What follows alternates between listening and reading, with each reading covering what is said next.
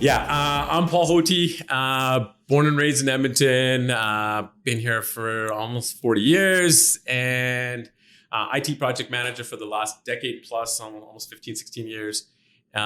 Work takes me all over the place right now, traveling out to California and stuff. Got a big interest in Muay Thai and health and men's health and fitness specifically. And those are kind of my hobbies outside of work. And I got a 5-year-old kid, so Cool. keeps me busy. Yeah.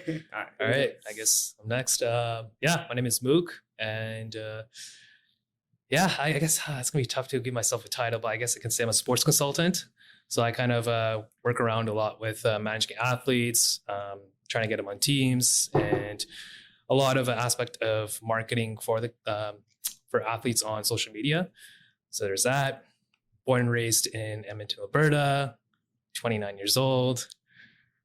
Interest-wise, I guess I've been always involved in some sort of way experimenting on how to improve my health and staying active. So I guess I would say is like trying to get into boxing. I've done Spartan races, so continuing on doing that.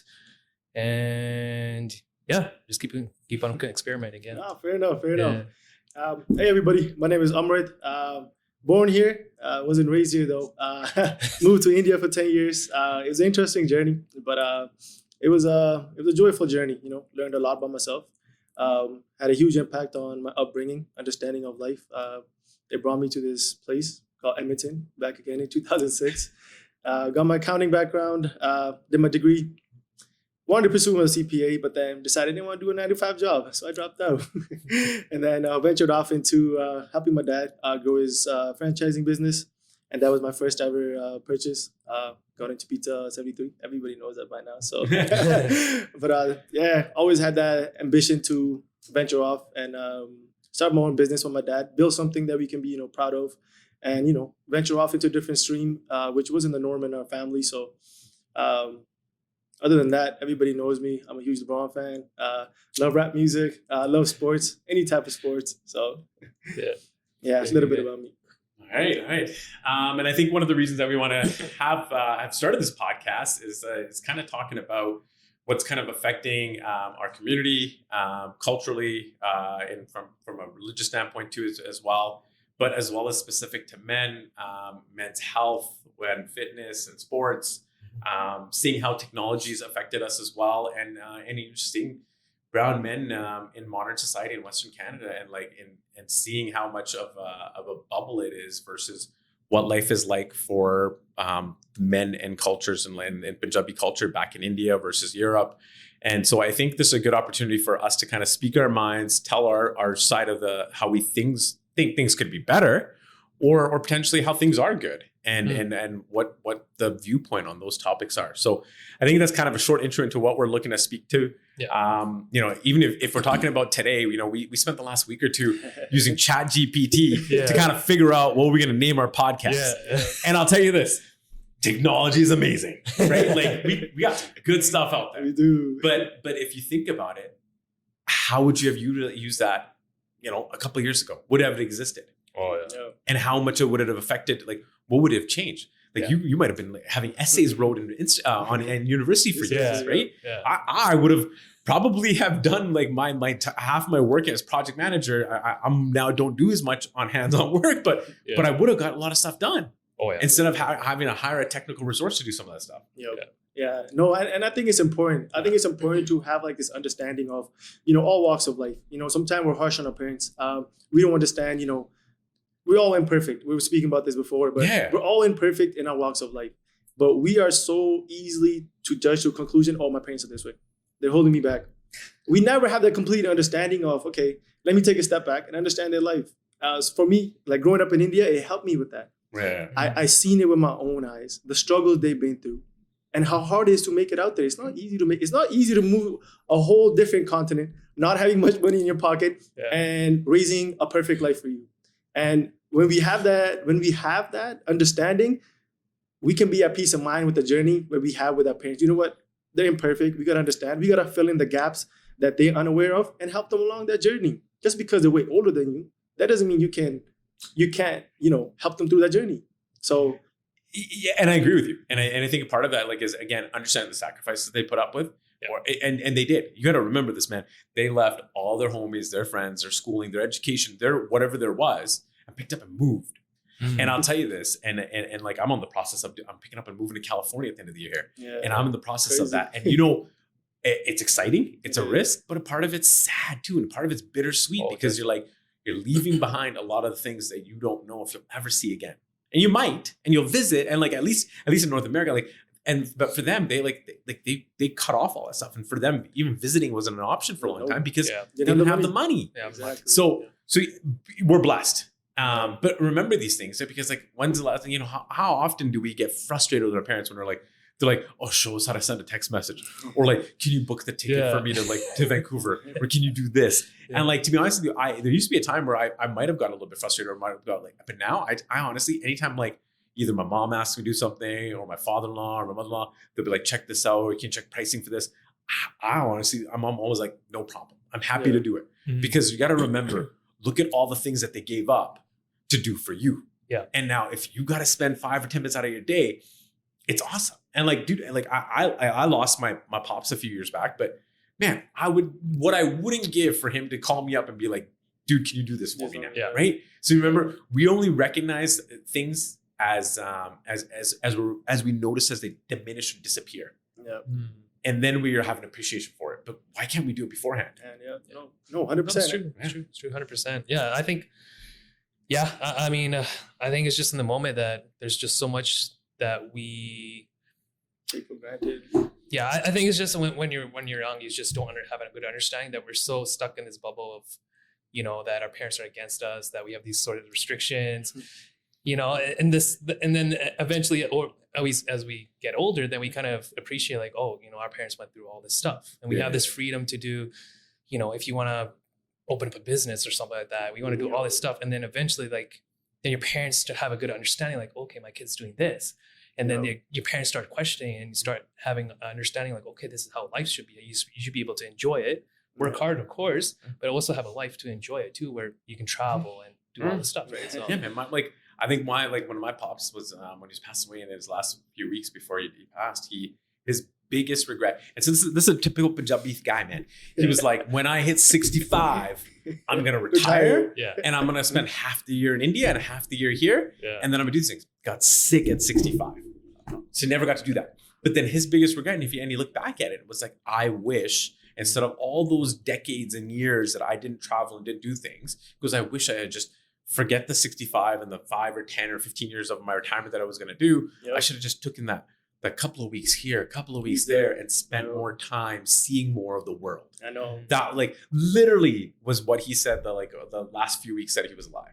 That was his number one regret. And imagine hearing that. Like for me, I felt bittersweet about it because I'd been telling him for years, man, just take a week off, go to Mexico, go check it out, go do something. And I'm like, you don't need to like not go on vacation for 2-3 years, work 60-70 hours a week, and then go to India for a month. That was vacation for him. A vacation. That's what he did every 2-3 years. He'd go on like, and my dad, in the 35-40 years he worked as a welder at this one place, he didn't have a single sick day. He had like some sort of crazy record of not having a single sick day.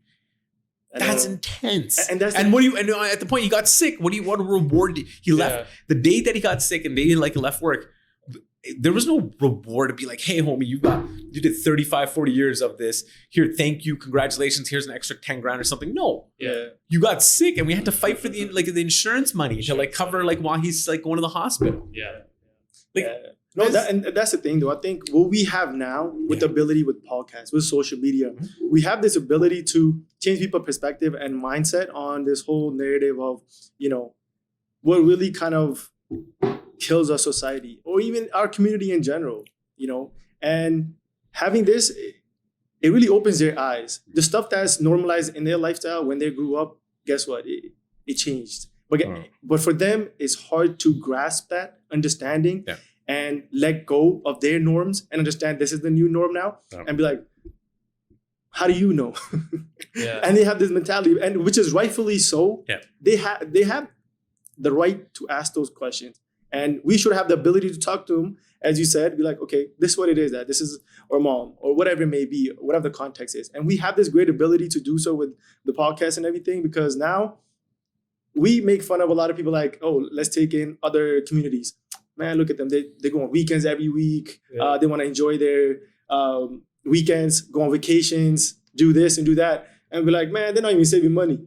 Yeah. Why is it a bad But like, thing? what are you Why is that going a bad to thing? do with $1 million $1 when you're 70 years old and you're Yeah. sick? True. Yeah. What's True. the point? 100%. And you know, there was a line. And you've got no memories. Yeah. I'm telling you right now, it's not about the big house. It's not about the flashy car. Nope. And it's not about the big bank balance or the nice clothes that you wear.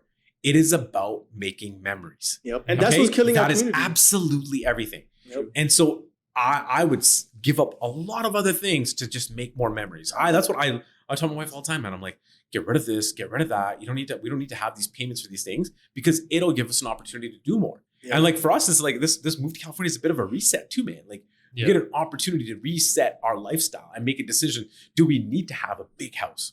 Because we do. And guess what? We only use 1/4 of it. Yeah. Yeah. 1/4 of it. 1/4 of the house gets used. Yeah. And we have a cleaning lady that comes in to clean it because the other part's collecting dust Yeah. because it's not being used. Yeah. That's true. So it's crazy, right? Like, and it just makes you think. It makes you reevaluate what you really want. And I'm glad because I'm like, I turned 40 now, and like I get to reset. Like a lot of people will spend the 30s saving up to then do the big house in their 40s, Yep. and True. and I did it a little earlier than most. Great, but should I have? Was it a good idea? Yeah. Did I become how like did I dump a lot of money into being house poor and like not having money to do other things? 100%. Yeah. But 100%. But it's at least it's the fact that you actually, you bought the house, you came to realization. But Right. do we all need to do that just to learn it? True. Yeah. True. Yeah. No, it's like Right? you need that to get that self-validation that made it in life. It's like, I heard this line in a rap music. It was said by I think it was Dave. He said, having all the money and everything is nice and all, but if you don't have the people around you, it's like sitting in a clashing, Yeah. sitting in the first class in a crashing plane. Yeah. True. So what are you working towards? Yeah. No, but like that's Yeah. it. Like, because the plane is eventually gonna crash. Like It you is. are eventually gonna go out. It is. True. And like you're only what you think you're gonna get remembered because you drove a Ferrari or you had a big house. You think that's why you're gonna get remembered. You're not gonna be remembered for those things. Yeah. Nobody's gonna remember that. Yeah. no one You're gonna be cares. remembered for what you like, the memories you shared with other people, the things that you did to help the community, the things that you like. And so this is an overarching arch where we've kind of us as men and it's great because in our culture we're always like, oh, made up, but they're like he's unique, he's so great, he's so special, and we have this fundamental belief, and it's great. It's good to be thinking that way. Yeah, it is. But we've pushed it so far that we have this expectation that we should be absolutely everything and not give anything. And like this notion of, and we've forgotten, like if you go back to our cultural and faith beliefs, like you got to give back. Like the real purpose of life isn't your career. Your real purpose in life is having, like, the career is great and having money is great. And without money, you can't do a lot of things that you want to do. Yeah. But the real purpose is finding like-minded people and building camaraderie and building a community and having the notion that you actually give back, man, and help Yeah. other people. Like Definitely. I think one of the things that we've struggled with in the longest time in our community and now is we're always like, there's people that are like, I'm always willing to give somebody a hand in the ladder, bring them up. Yeah. But there's a lot of people that won't want to bring you up because they don't want you to surpass them on the ladder. Yep. True. And that's specific. I see that specific. I don't see it in a lot of other communities, but specifically in ours, man. Like there's a lot of times that they'll help you as long as you're going to be at their level At their or level, below. yeah. But as soon as you're about to go above, they don't Above, want yeah. that. Yeah. And the fundamental way my dad said it was like, hey, you know what? You never, like, you give somebody a hand up. Yeah. Guess what? 5, 10, 15 years ago, maybe it's not you. Maybe it's your kid. Maybe it's your nephew. Maybe it's your niece. Maybe it's somebody.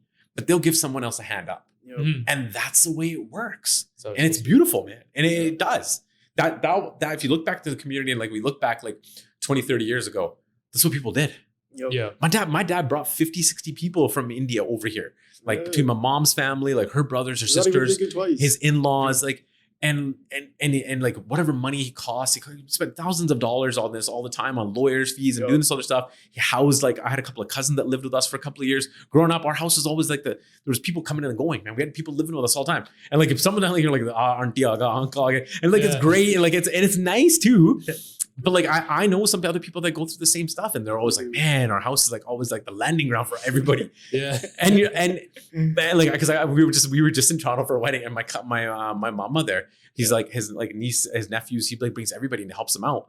And like, and my cousin, he's like, I think he's like 30, and we went out with him one night, and he was just like, man, my house is always just like this, like it's just like this landing ground for all these like like student visa guys and stuff, and like, and it's great that he's doing this, but like I think like as a family you kind of forget that like it takes a part of you away.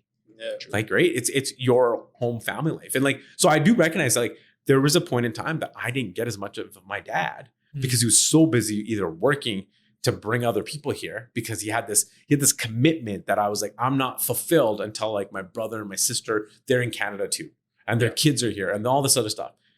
We don't necessarily do that anymore. But should we? And like, do we feel that way? Yeah, no, that's the thing though too. I feel like a lot of people don't have that attitude, you know, understanding about attitude for having gratitude, humility, and understanding what that means. Everybody speaks on it, right? But as you spoke to before, what are we working towards? If our ultimate goal is not to help others, which was years back in our communities, if you look back, the main thing that held us together as in our community was that tight-knit community we had and the camaraderie we had. Now you look at it, we're putting down people. Oh, he got this car. Nah, it must be drug money. hey, he got this chain out. No, Yeah. So we have such a bad attitude about seeing people doing good and tearing them down. And it makes no sense to have that. Yeah. Why do we have to forego a cost at literally talking shit to someone that you don't even know? And a part of it really is like, oh, dude, man, I'll tell you about like my father-in-law constantly, man. Anytime you tell him somebody got something like a Mercedes or like a BMW or anything, he's like, drug bitch, like he's selling drugs, 100%. And I remember my brother got like a C63. My brother's the straightest, narrow dude. Like he's a store manager at a Home Depot, man. He's like cut, like he's like that Siddha Sada vanilla dude. Will never do anything wrong. Like everything's got to be like by the book. And he got the C63 AMG, and like and my wife told her dad, and he's like, must be selling drugs. Hey, it's like that though. I'm telling you, it's crazy. But the funny thing is, like, it's got to the point now where like like the thing is, it's changed. Our community's changed, right? Yep. People are more willing to take instead of spending dropping $100,000 down on their mortgage to drop the mortgage down, they'll spend 100 G's on a car. And or they're willing to take like a $2,000 a month payment.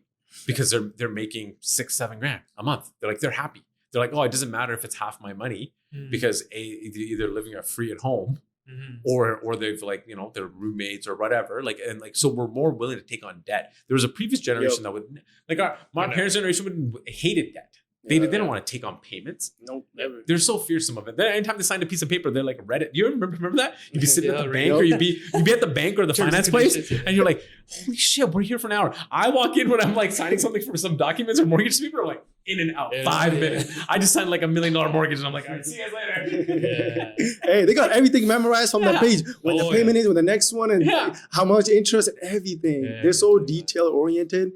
But you know, that kind of goes back to the point where they had so much struggle to get here. Yeah, true. They can't afford to go back to that place. Yeah. Now there's kids involved. Your brother, there's people relying on you, right? But sacrificing a lot. But mind you, like a lot from our generation now, like if you really want to make it, or even if you're lazy, you can still find yourself a 60, 75K job or 80K job. Work at the government, do your 9 to 5, and you'll be okay. And you can have a pretty good life. That didn't exist 20, 30 years ago. Never. The jobs were like $8-9 an hour, like $10 an hour. Like you didn't have the opportunities that we do now. So I think there's things that changed significantly, and I think there's a great opportunity now. Like, but that's a part of it. Like I think we've also like, because we were so busy struggling, so busy doing all these things, we forgot. Like I remember, like my dad always spent every Sunday at the Godora. Always, and every Sunday that he went, he didn't just sit upstairs. He went downstairs and did some seva every Sunday. And he always taught me. So like I literally every time, like until I got married, until I was 27, I used to go every Sunday with him. And so part of it was always doing seva. And even if it's just doing, you know, bratanga roti or doing the water or washing dishes, it was something you're doing for someone else and get nothing in return. And you ask yourself now, in a week, how often do you do something like that? Ask anybody that you know at your age. Never. Ask people my age. I'll tell you the same thing. Never. Haven't even been to one. in a No. while. Yeah. Right? Yeah. Like I've been to the gold. I've gone in the last month or two now, and like, and I haven't done any save up, but like I've gone. But I think like and it's But always, that's out of guilt. well, it's not. But for me, it's not out of guilt. I To certain do people, enjoy though, doing but it. like Magani. Yeah. And that's not for me, man. No, I like going. But no, Yeah. that is out there. Yeah. Genuinely has no meaning. I went there, told my mom, my dad, they feel good about it. Yeah. Okay. But like for me, it's always been like I found a sense of like every Sunday when I went, I didn't like, and it took me a long time. Like I'm fluent in Punjabi, but like sometimes what the Ghanaians are saying, like they either speak too fast or or speaking to like, or they're speaking at like more difficult words. So it took me a long time to learn. And then now I'm at the point where now like if I'm actually following along and listening, it brings me peace. It makes me feel more calm.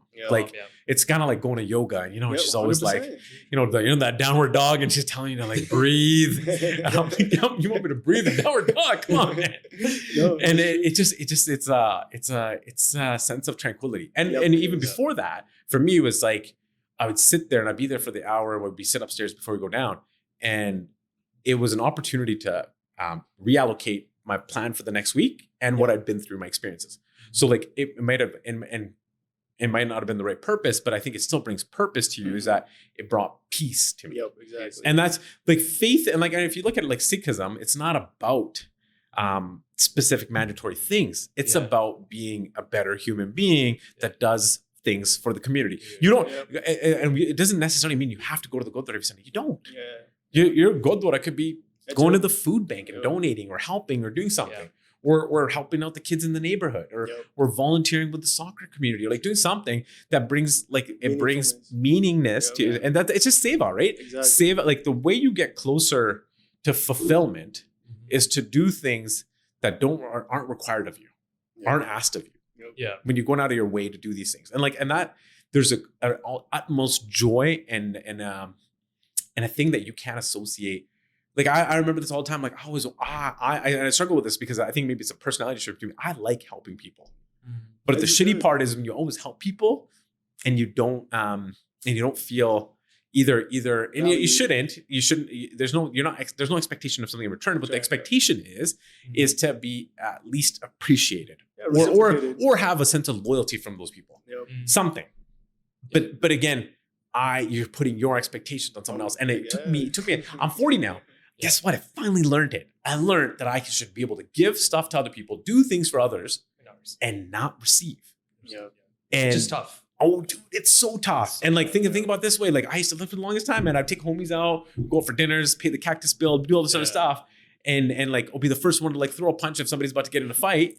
And then, dude, it's like somebody's about to throw a punch at me, and like, everyone dispersed. No one there. Where the hell, right? And so there's an expectation of like unbiased, unacquitted loyalty. And unfortunately, we haven't raised men to be that way anymore. We haven't. Guys, the bros aren't bros anymore. There are some, don't get me wrong, there are some, but for the most part in our community, there's disconnected. It's very disconnected. And it's very much of like, well, what's in it for me? Or what do I get out of it? And then in that relationship, once they've like it's soured or it's become, there's no like, hey man, I'm connected with this person for life. I'm gonna stand by this man. And no matter through the thick and thin, through the downfalls and ups, and we'll be okay. And it's okay because we don't. And this is the thing. I'm 40, and I told you guys this like the other day when we were having coffee. You guys are like in your late 20s. You guys will probably have 2 more different groups of friends by the time you're 40. Yeah. Which if somebody had told me that in my late 20s, I'd have been like, no chance, man. I'm like, we can be brothers for life. But I like, and sad as that to say is, it's meant to be. And a part of that is like, and you might hold on to some people, but like it's, as people exit, it gives you opportunity to meet other people. And it gives you opportunity to have new beginnings. And guess what? It builds you as a human being. Right? Because when you hold on to old people, you hold on to old habits. And old habits don't disappear on you until you change. And you're not changing because guess what? Homie's not changing. And that whole, like, you know, and I used to always say this, and I said this to my wife all the time, and I'm like, I'm not who I am, or my reflection shouldn't be the reflection of what people are around me. But guess what? It is. It is, and it is in society. It is for a lot of people. And unfortunately, like, to be honest with you, like, maybe you're not 100% of what guys around you are, but you're gonna, like, they're gonna rub off on you. Maybe there'll be at least 15-20%, right? Like, there's got to be some commonality. And if there's not, then what are you guys doing together anyways? Yeah. Right? Like, there's something there, right? Yeah. And like, you've noticed it, like, as you're growing up, there's always like a couple of homies that, like, they either, like, they don't rub you the right way, or, like, you know, like, I always had, like, I had this one guy I always knew, like, and I was like, greatest dude, sweetheart. Guy was always high. It was always smoking a dude, always high. And like, I'd have a conversation with him, and like, he wouldn't even remember the conversation, or like, he wouldn't really participate in the conversation. So it just got to a point where it's like, man, I'm like, I can't hang out with this guy anymore. Yeah. And like, I don't smoke weed, and like, I'm the guy's super high all the time. And like, and this is like when we were like, we were back like early 20s, and so I was like, man, and I talk to him now, and God, man, he's spaced out. He's like, he's still living back there. Yeah. But that's what I mean. Like, there's always somebody that you know inherently inside, even though you don't want to do it because it's love. You gotta drop. Yep. And that's what I'm telling you. Like, and eventually, maybe I became the guy that people wanted to drop. But like, that happens. Yeah. Right. And like, and it's being able to recognize that and say, okay, that's okay. I'm okay with it. Yeah. Being that, like, we as a culture, or as East Indian, brown, Punjabi men, being at peace isn't a conversation we have. Oh, we don't talk about that. We talk about, we're warriors, and we're gonna do this, or we're like this. Like, it's always this aggressive nature and stuff. But to be honest with you, we're not necessarily warriors. We're defenders, and we're supposed to be defending people and doing the right things to help others. Yeah, that's what we are. Yeah. And I believe, like, in our culture as well, like, overall, like, we represent a big, like, Asian culture. Like, if you look at the overall, it's very similar. Even in Europe, you know, it's very similar to how the upbringing our upbringing back home in Punjab, or whatever, maybe even now. Yeah. The main thing that's been lost is the art of conversation. 100%. And the amount of time I have seen in our communities, without sitting and understanding, conversating where the person's coming from, everybody wants to throw hands. 100%. Everybody wants to jump to conclusion before even understanding what the person's life's been.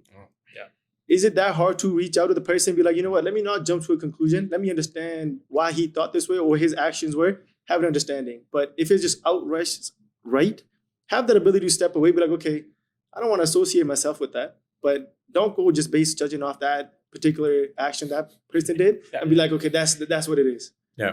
But we don't have that art of conversation anymore because... Why is it? Right? But a lot of it is too. Like, part of it is that, like, we also don't get to know people as much anymore. Yeah. We form a inherent bias. So and so told me this about this one. Yeah. And so then you walk into a conversation, you're already thinking something of something, based on one interaction, or based on their Instagram profile, or their Twitter comments, or like something. Crazy. And half the time when you meet people that you've, like, seen on social media, they're like completely different in person. Yeah, they're not that person. Yeah, they're not. And so you got to remember that. And like, I think part of it is just really, like, it's being able to get rid of that bias. And like, and I'll say to you, man, I don't think as human beings, we were designed to be in big cities, subtracted from community. Like, it's funny. If you're in a big city, you shouldn't feel lonely in a big city. But again, being in a big city is more lonely than being in a village. 100%. Because we've lost the capacity to have community conversations. Yep. We don't have community. Like, you know what I miss about my dad the most? I miss that older man conversation. And that's what I miss, right? And like, if I was I was back in the bin, I'd have my tae, chache, my uncles and stuff like that, have the older man conversation. Because there is a perceived guiding light to that. And there's a beauty to it. Like, I think there's a point in our 20s and stuff that we don't appreciate that much. But when you get a little bit older, you look at it and you recognize that there's something to the words that they've said that will inherently bring you to a better decision, or a more peaceful decision, or just make you feel better. Do you know what I mean? Like, every time. No, 100%. And it's a beauty to it. And like, and it's even if like, even like, and it doesn't have to be people you know either, right? Like, there's just this feeling of calmness. And I think it's unique to our culture, and maybe even our faith, where you have this there's this bond. Like, maybe you see a Punjabi person, you always do that, like the Punjabi, the head nod, right? And it's funny because like I was out for a walk with the family the other night, and there was a senior apna banda. He was in a wheelchair, and there was somebody pushing him in the wheelchair. And as we're walking by, my son's Robert, he's like, "Sat Sri Akal." Yeah. That guy's face just lit up. Like, and like it was probably like the highlight of his night. Yeah. And he was just so happy, and he said "Sat Sri Akal" back, and like he smiled at me. I said "Sat Sri Akal" to him too.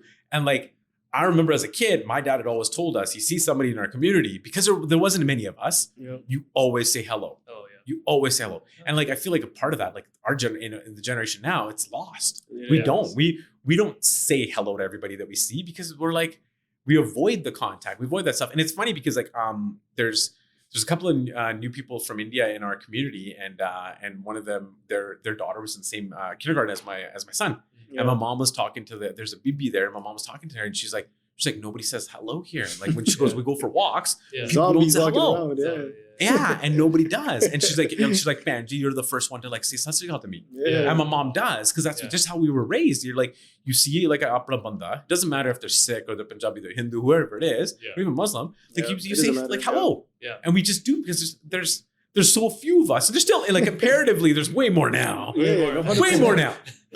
But the camaraderie is not there, and it should be. And there's this is the other thing. You ever noticed when it's somebody in a community or somebody you know, or somebody close to you, you go like this. Yeah. But when it's somebody you don't know, you go like this. I heard about that. You know that? I heard about that. You know that, right? And they say it's a genetic thing. Like it's like subconsciously in us. Because you're when it's somebody you know and somebody you trust, you're more willing to expose your neck, so you trust them. Yeah. Right? And when it's somebody you don't know, and you just go the down nod. Right, because you don't trust them, you don't have that. No, which is so the last couple of weeks I've been noting it when I do it. Interesting. And it's right. Like when it's a Punjabi apna banda or somebody I know, I'm always doing this. Yeah. When it's somebody I don't know and they're just like, "Hey, what's up?" I'm always like, and it's just I don't know if it's subconscious or conscious, but like I noticed it for the once. Yeah. I think it's there are a lot of. Like how you're saying, there's like we don't greet each other anymore, right? And it kind of evolved even more to the point where we were talking in a conversation we had earlier, right? It's just how we're kind of against each other, and usually we're not supporting each other. If somebody goes up, you try to bring them down in a sense, right? And it's gonna be tough to see where this kind of goes. But I think we just got to be more open minded in a sense, like just even simple, like even when I'm at the gym. Right, I see Apane too, right, and they kind of just stare and stuff. I'm like, I gotta get this out of my head that it's kind of this kind of like grudge thing. But I just always like fist bump out and then fist bump back. Yeah, it's nothing wrong with that, dude. You know how often at the gym because I'm at the gym every day. There's always younger brown guys, and they just want to say what's up. They just want to. So I'm always like I usually don't talk to people because I'm trying to get in and out. But I always have a smile on my face. I try to be kind. I always do nod at them and I'll whatever. And like they'll and there's an odd time people have asked me questions or like asked how to do something. Yeah. Otherwise, I don't go out of my way to do anything. But I think there's an inherent need in our community. People want to connect with people. Yeah. And I think COVID messed some things up too, because it lost like 2-3 years of solid being able to connect with people. And I think there's a generation now, like all these kids that are like in high school, junior high. They got unplugged for a while. And it's sad, right? Yeah, they got unplugged for a while. And like my kid, he didn't know any better, right? We just went to kindergarten now. Yeah. So he thought like that was life. Like you just sat at home together all the time. Yeah. So now he doesn't know what the reality is of like, homie, we go to work, we can't always be around. Like he doesn't get that stuff. Yeah. But there's a beauty to it now that we've got an opportunity and we're on a precipice of being able to reconnect with people at a greater level. Yeah. And it's A, honing in on it, B, making it a priority, and just recognizing that we should do it. Yeah. And it doesn't and it's great, and we should do it more in our community, more for the brown guys with us and the younger generation. But we can just holistically do it just in our own community, just in itself. Like, man, just connect more with people in the city. Yep, exactly. Man, you have opportunity. You remember, this is a great city. There's a great city. And like I always tell this is what infuriates and frustrates me so much about the city a lot of the times. Edmonton is one of the greatest places to live. It's almost and it also is one of the most difficult places to live. Yeah. Because we are the biggest small town city, like the village mentality, right? Everybody knows everybody. Everyone talks everyone's shit. Yeah. And it's difficult to get away from that. Yeah. And it's hard, right?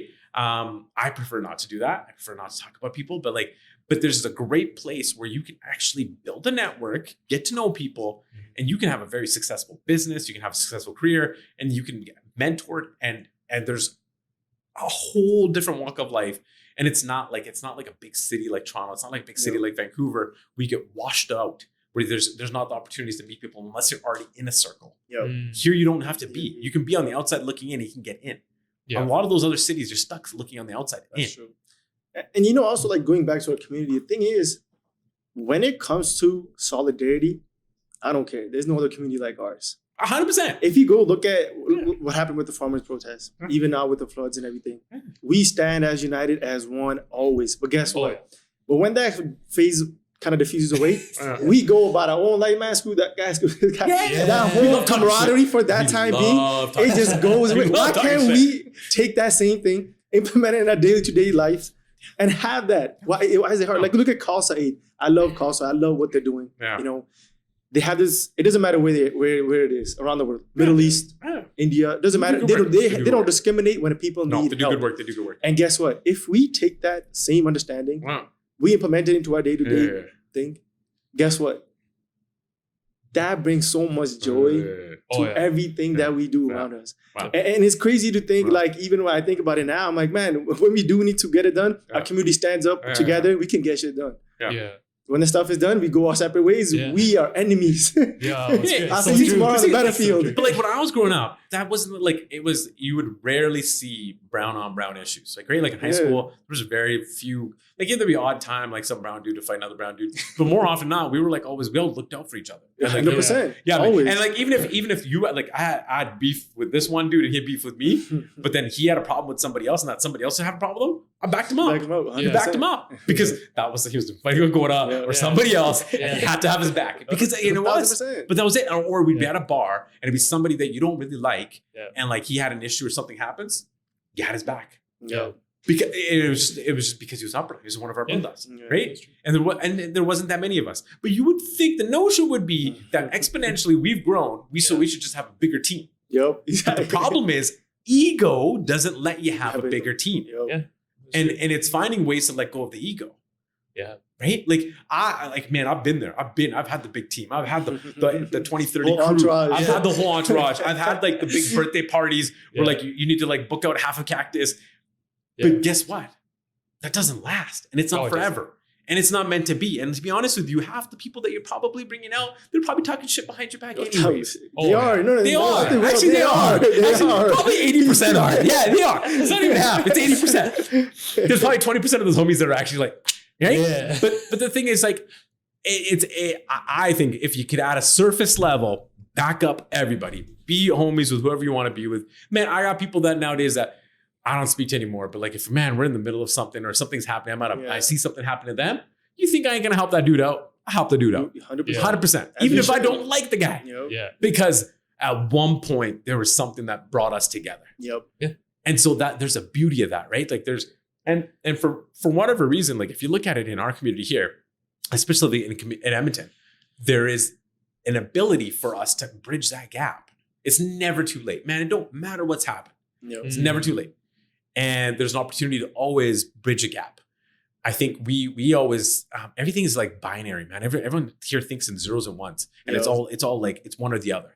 And there's no middle ground. There's no any other thing, right? That's true. And the thing is like, we're always willing, we always see, when we talk about somebody, we always see them. We never see, like when somebody does something, you know, think about a situation, right?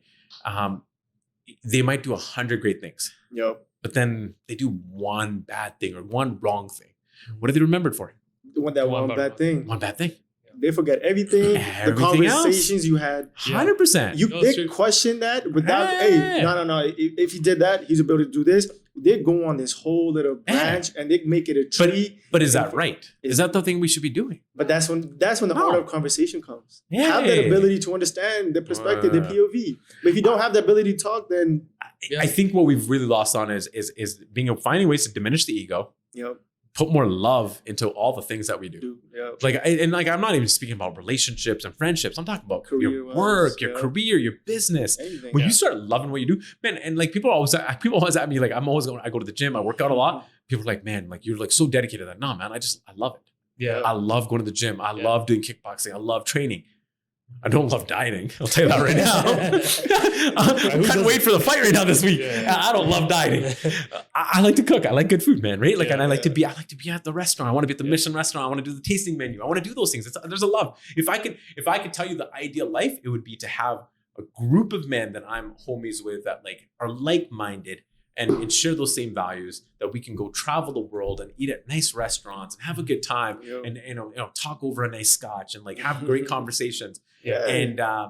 And be able to make memories and take my family to like great places and exotic locations and travel and see things and work a job that's fulfilling, or work a business that brings, you know, not only sense of purpose, brings financial revenue and like and it's you know and it brings you balance. So this is the thing that we always forget, like, and this is the biggest thing.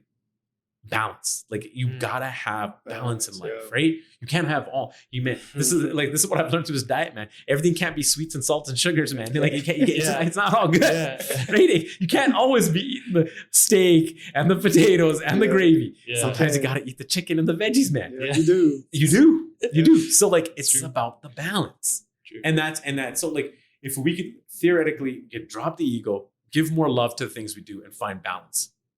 And you would like attain that, like that is like that like attaining that purpose, becoming more at peace. And it's easy to say it. It is. I'll tell you, it's way easy to say it. I'm easy. 40 and I think I'm like at that. I understand it. Do I live by it 100%? Probably not. Can I get better at it? Yes, I can. And that's the main thing.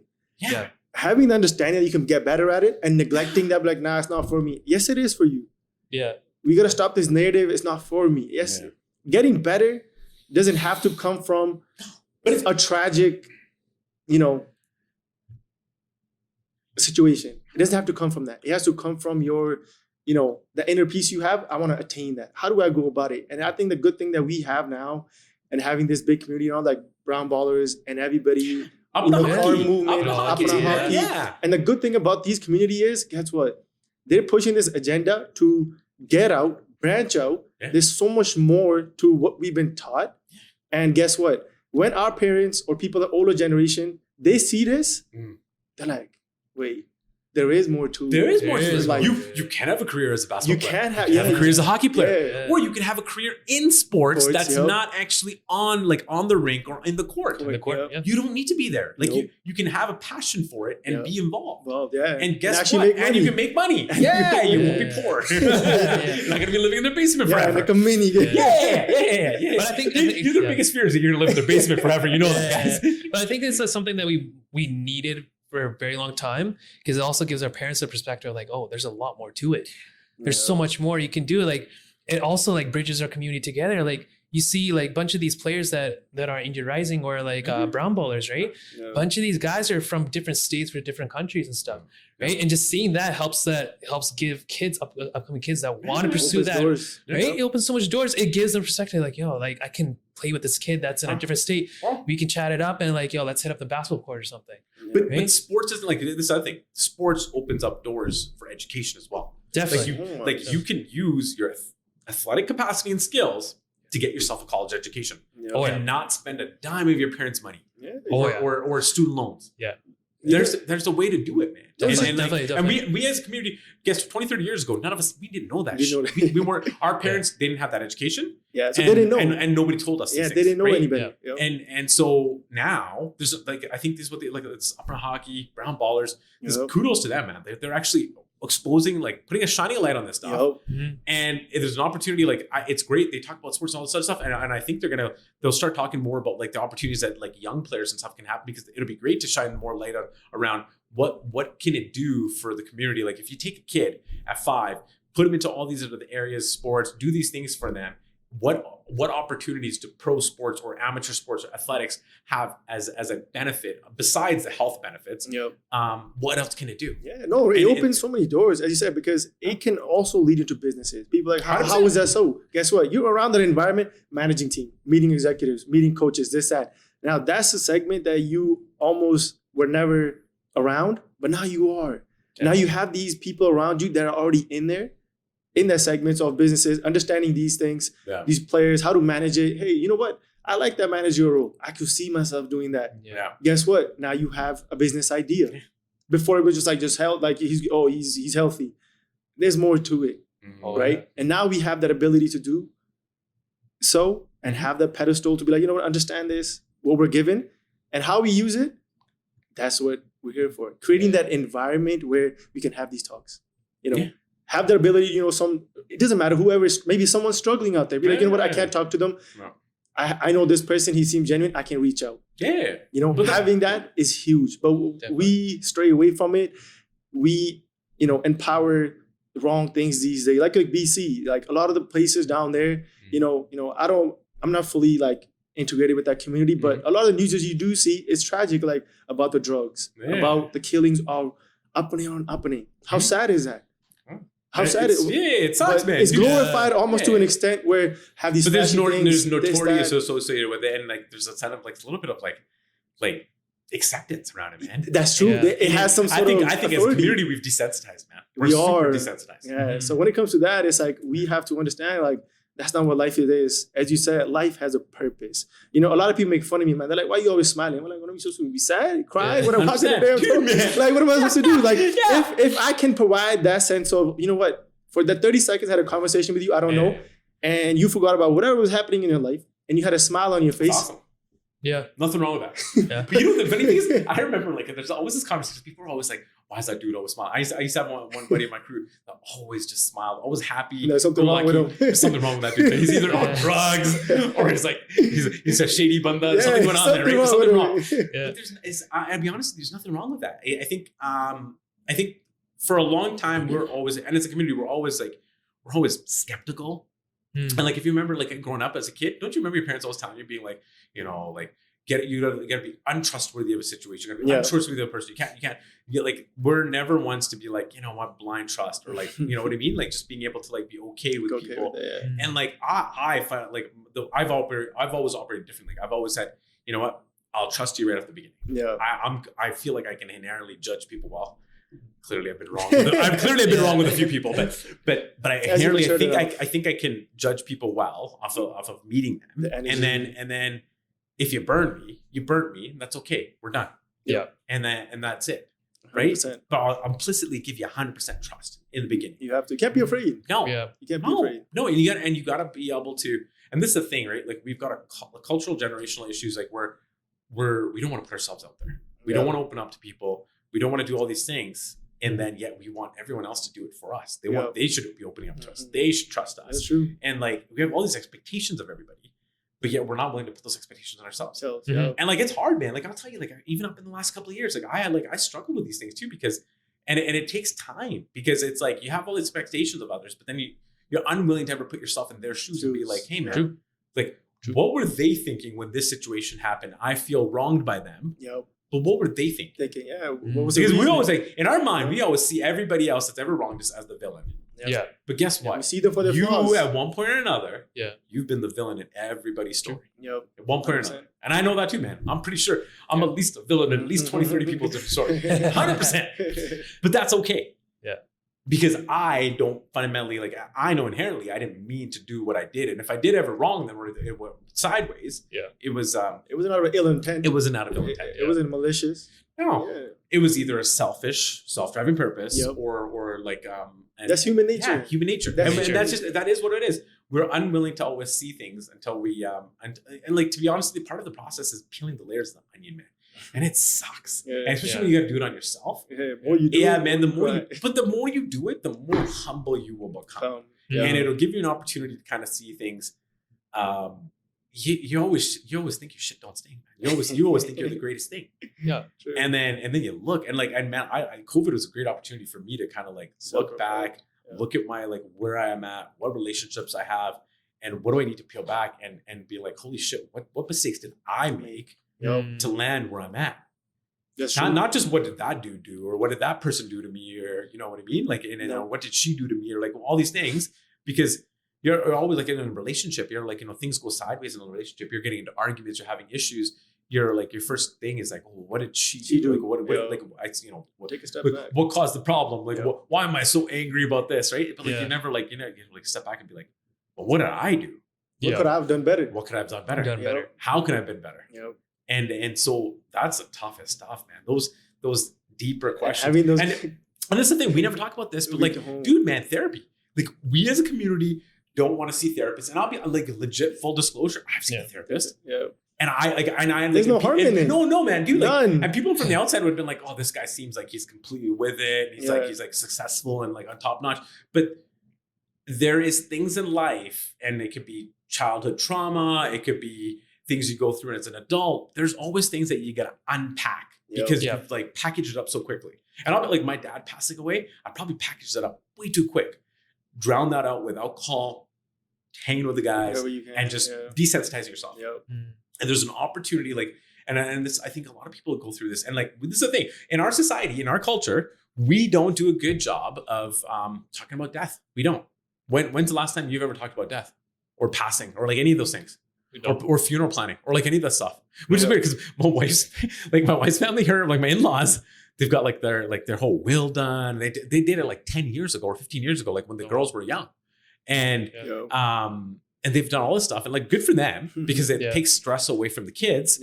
But it also is an opportunity to talk about like what happens and like how to feel about it. And like, I'm sure, God forbid, nothing ever happens to them. They're good people, man. And they're young. But like, when it does, and if it did, like, I think you would be a little bit more prepared and feel a little bit better about it, that you've actually had the conversation. We didn't talk about this stuff until like my dad was about to pass away. And then it's already kind of, you're at that point where like, holy shit. Right. And then, but then you don't even deal about the things that after the fact, like you go to the funeral home, you pick the casket, you do the stuff.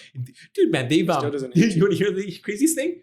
I think it was my father-in-law got a call recently from a funeral home being like, oh, do you want to like, oh no, it's not the father. It was my brother, because me and my brother went and did my dad's.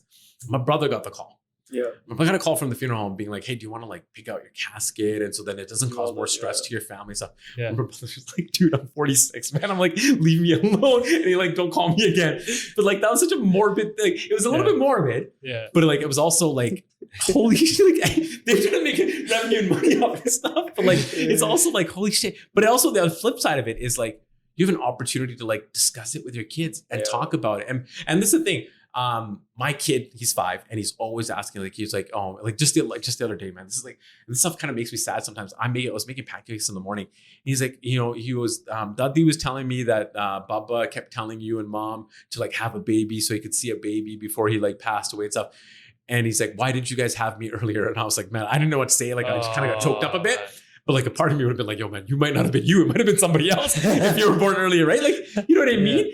But like, it's funny that he has these conversations with his grandma about like my dad because she's not talking about it. He is, because he'll always ask like, I wanted to have met him. What was he like?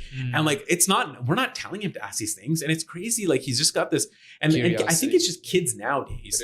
They're more intellectual. They're more intuitive. They're so much more higher emotional IQ. They're curious. Yeah, they're curious. And he's like, and he's always asking these questions. And a part of me, I love it because he's keeping the memory of my dad alive. He's always asking this stuff. But a part of me sometimes, like, I get choked up and I'm sad because like I do wish that guy, my dad would have loved this guy because he's such a little homie, man. He's got this such a mischievous smile and like this energy.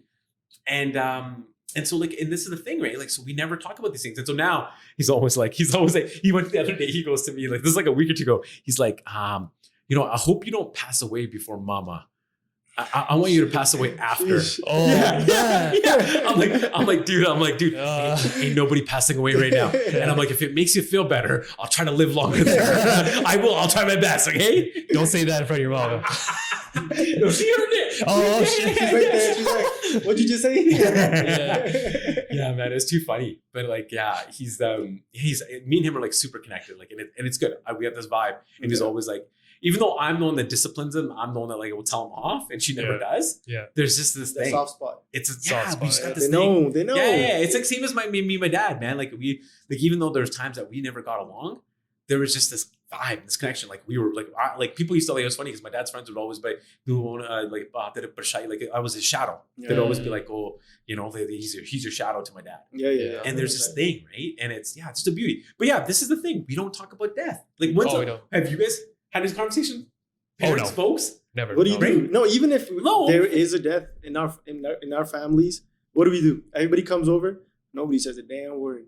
Oh, or they cry and ball. That's Oh, it. yeah, It's like yeah, instead of that's like it. I'm not saying like death is unfortunate, but it's also inevitable. Huh? Understanding the difference, if it's out of tragedy, if it's tragedy, that's sad. The fact those event took place, Yeah. but also having the understanding, a person who lived 100 years, 90 years, commemorate their lives, celebrate their lives. Yeah. Don't sit there a whole goddamn Dookie.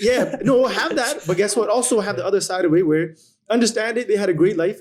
Yeah. Commemorate them. Right? Oh, definitely. Yeah. Why isn't that normal? Yeah. So. No. Yeah. I think overall, when even Mukh, when I told Mukh, he had this idea of, having this podcast, and that's what I kind of connected with him was I want to build this environment where no matter who it is that watches, maybe one person, 2%, it doesn't matter whoever watches this, they gotta know, be comfortable in your own skin, understand what you feel is, it might be different, but you're not unwanted. And there's always people out there. Reach out.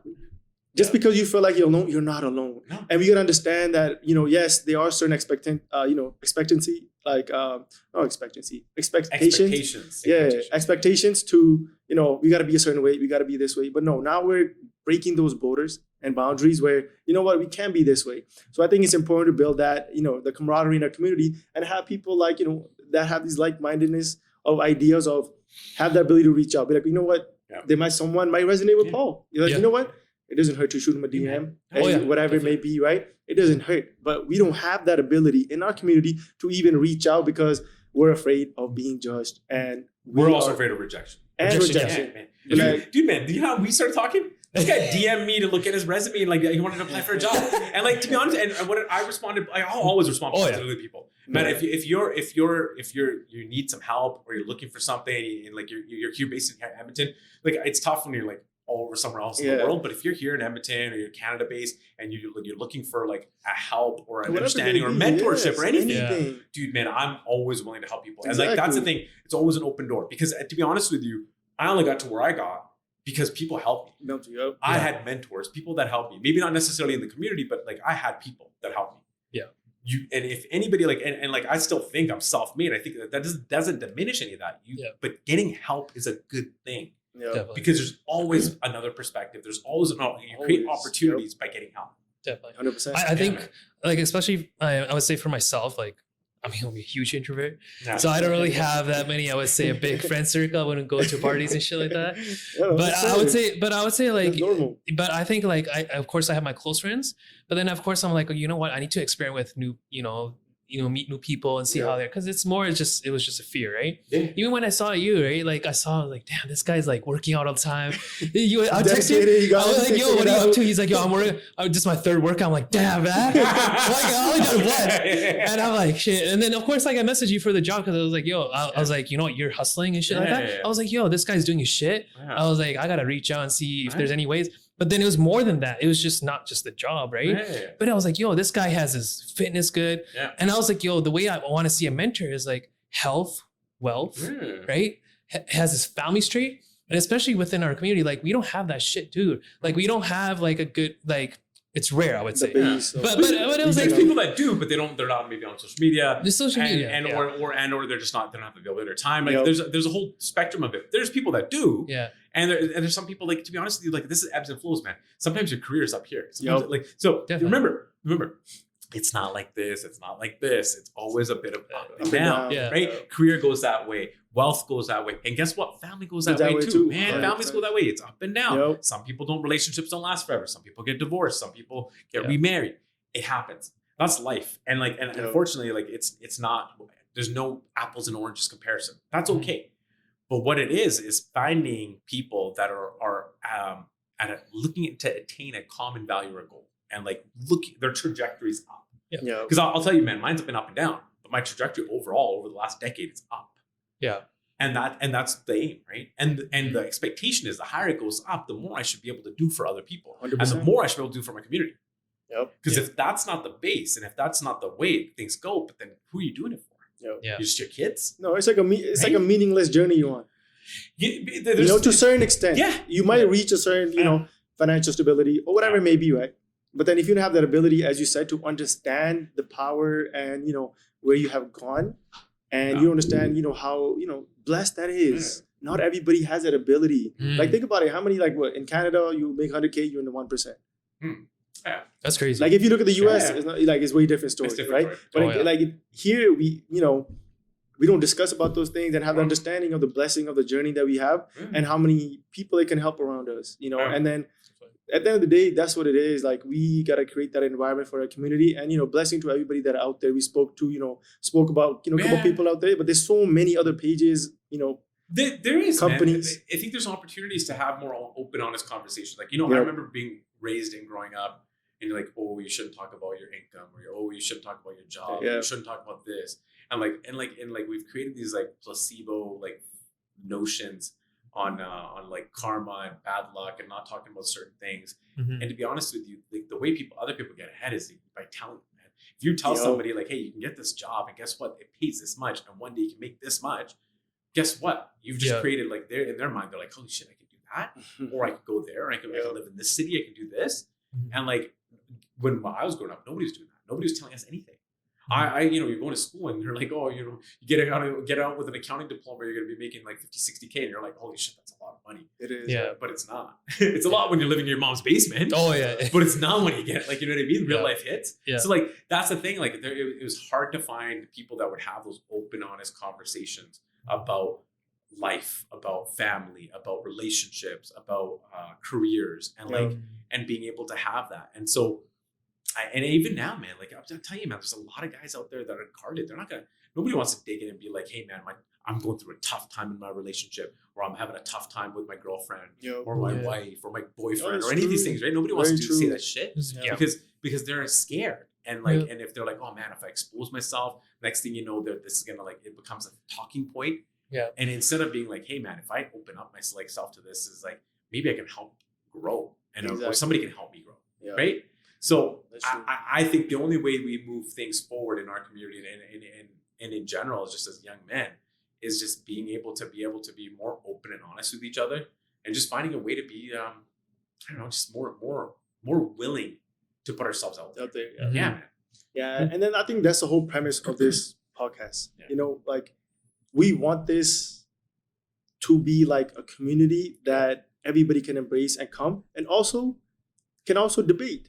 There's people out there be like, you know what, that certain topic, maybe you guys are not fully aware or whatever it is, there's more to it. Yeah. Guess what? We want that environment. We want to create that environment, right? So we want people to have that ability to come out and speak and have these conversations and really, help out. And that's the whole purpose of it, right? So everybody that's listening out there, this is what we want. And we need more of this, we need way more of this, because we're not even close to even touching the surface. Nothing. Literally, doing nothing. There's so many more topics, so many more things we can talk about.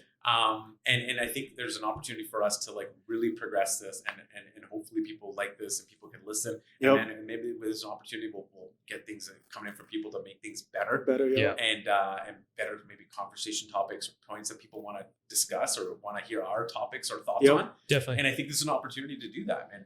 And I just don't think in Western Canada that we've got platforms like this that exist right now. There's other podcasts out there that do certain things or cover certain topics, business related or whatnot, or like culture related or stuff or whatnot, but they're very much more professional. Like I think we're trying to be a little bit more relatable and also unplugged, man. Like I think we should be able to have some of the tough conversations and expose some things and talk about it. Open platform, right? Like so. I think this is a good starting point. I think we hit it off. No. Hopefully next episode we have a name. And then, you want people to come along this journey. The two Pugs and Paul. So, we're excited for the journey. We want everybody to come along, and then we're going to learn as you guys, learning on this process, and yeah, it'll be a fun one. Yeah.